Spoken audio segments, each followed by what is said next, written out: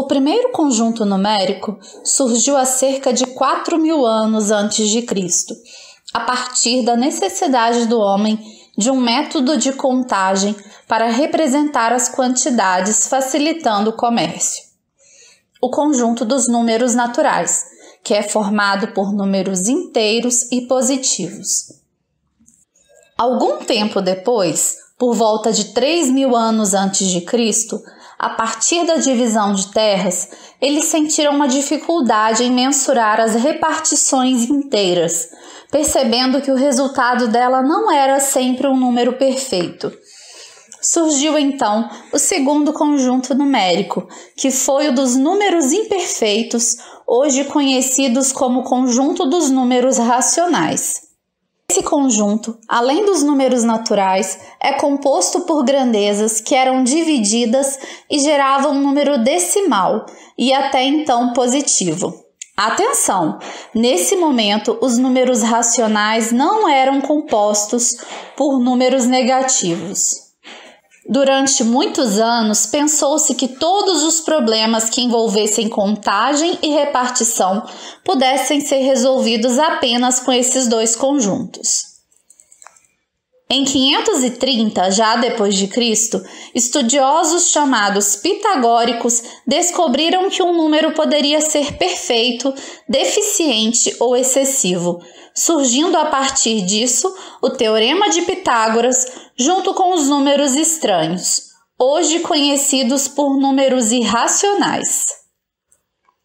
O conjunto dos números irracionais é formado por números decimais sem período, ou seja, aqueles que possuem infinitas casas decimais com números aleatórios.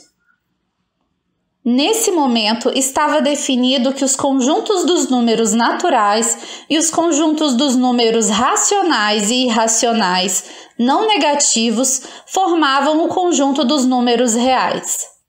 O tempo foi passando, a economia se expandiu e um matemático chamado Brahmagupta, nascido em 598, considerou que um número, além de quantificar ganhos, poderia representar as perdas, surgindo os números inteiros. Esse conjunto, além dos números naturais, é composto também por números inteiros negativos.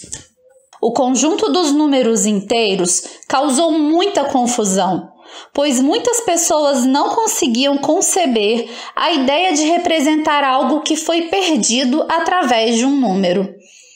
Após muitas discussões, por volta de 1500, os números inteiros passaram a ser considerados parte do conjunto dos números reais, e o conjunto dos números racionais e irracionais passaram a incluir também os números negativos.